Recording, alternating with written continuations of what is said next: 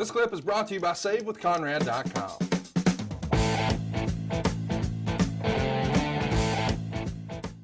Let's talk about pay-per-views for 96 very briefly. I think most fans consider Starrcade the best show or the biggest show that WCW puts on. Well, here in 96, Starrcade, of course, is in December, several months after this, and it does 350,000 buys. WrestleMania, of course, is the primo show for the WWF. It does 300,000 buys. So technically Starrcade wins, but I think by December, the business looks so much differently than it did in March. It's really not even fair to compare. Let's talk about another story that doesn't get a lot of headlines. We've briefly touched on it before.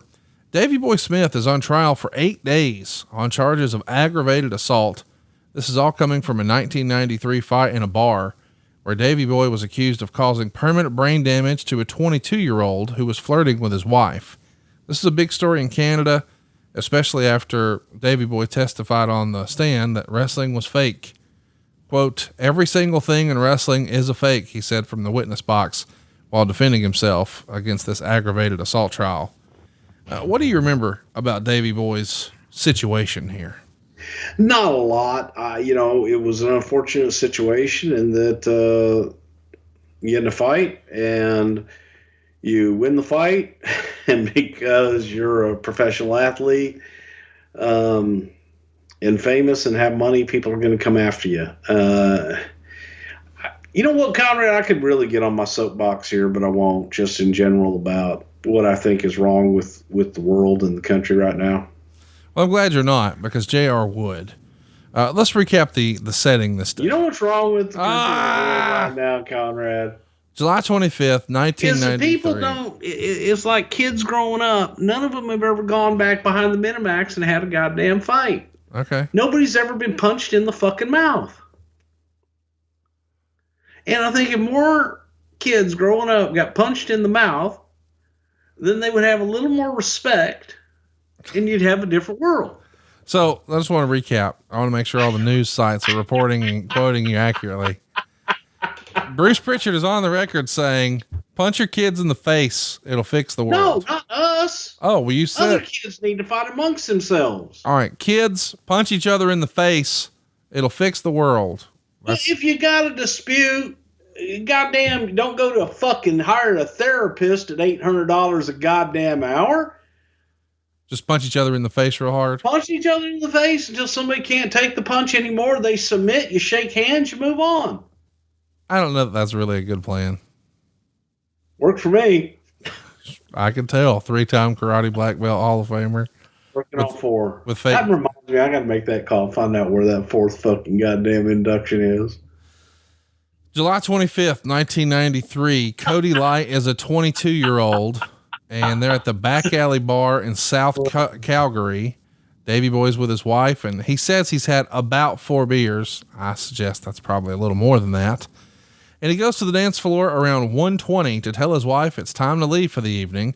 And that's when he first meets this Cody Light character, who was described as being 6'3", 180 pounds, and a student. And he said that Light appeared at his side, grabbed his right hand, shook it vigorously, and repeatedly said, "You got a nice fucking wife." And the court heard that Light had asked Diana for a dance and that Light was waiting for Diana when Smith appeared. Smith said he didn't see the exchange between his wife and Light. And I said, quote, "Thank you very much. I just wanted to let go and leave." And then Light lurched forward. Lunched might have been better. And fearing Light would headbutt him, Smith said he put Light into a wrestling hold known as a face lock. And he walked Light backwards about 3 meters to a rear door and left him with 2 bouncers. I told him, "This guy's trying to cause a problem. Get him away from me." I don't really see how this is that huge of a deal here, but eventually he turned his back to meet his wife, and then he turned to see Light lying unconscious on the barroom's concrete floor. And a lot of other people have testified that Davey Boy actually punched Light in the face after Light asked Smith's wife for a dance. And Peter McKenzie, a friend of Cody's, said that Light fell to the floor after the punch and that Smith then put him in a reverse headlock, dragged him across the room, and rammed his head into a brick wall. And this is all happening while he's working in the wrestling business and he's on this card. This has to be something you're at least having a conversation about, right? Like I said, I vaguely remember it, but obviously I wasn't there. Now, had they gone back behind the Minimax and met and just had a fight, then everything would have been okay. Well, I think they did that inside and it caused some legal problems. Well, I don't know. You got one guy who's a friend of the one guy has a different story. Who, all that shit, who the hell ever really knows? Yeah, it's he said, she said. Yeah. Yokozuna is going to go ahead and get a win over Davey Boy here by DQ in 5:05 when Jim Cornette hits Yoko with the tennis racket 3 times. Smith did about as good as one can do, given Yoko has no conditioning and can no longer do a singles match. Now as a face, Yoko spoke for the first time and Mr. Fuji seems to have disappeared. I guess so nobody else can win his award. Yokozuna didn't sell any of the racket shots and stalked Cornette until Vader came running in. Vader and Smith did a double team on Yoko, with Vader finally putting the handcuffs on and cuffing Yoko to the corner. The two continued to beat on Yoko, who made several comebacks before being beaten down.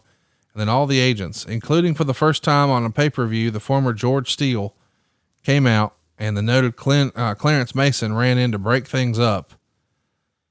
I mean, I guess this is okay. We're definitely trying to build towards Yoko and Vader here, but I would have liked to have seen Davey have a different opponent here. Maybe Davey and Hunter could have had a match. My goodness. Yeah, it's pretty fucking awful. And it was just sad, at this point to see Yoko and see what kind of shape he was in and just unable to move. And it just, yeah.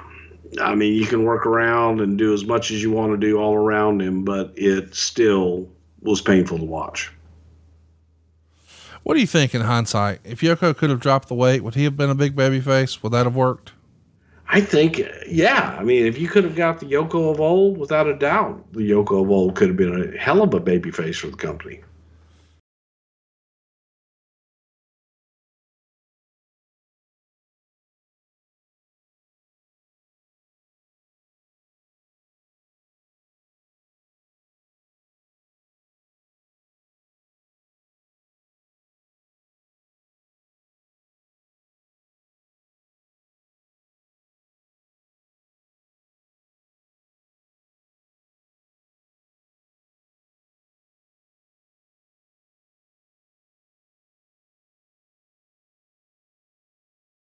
Hey, it's Conrad Thompson. Thanks for checking out the podcast here on YouTube.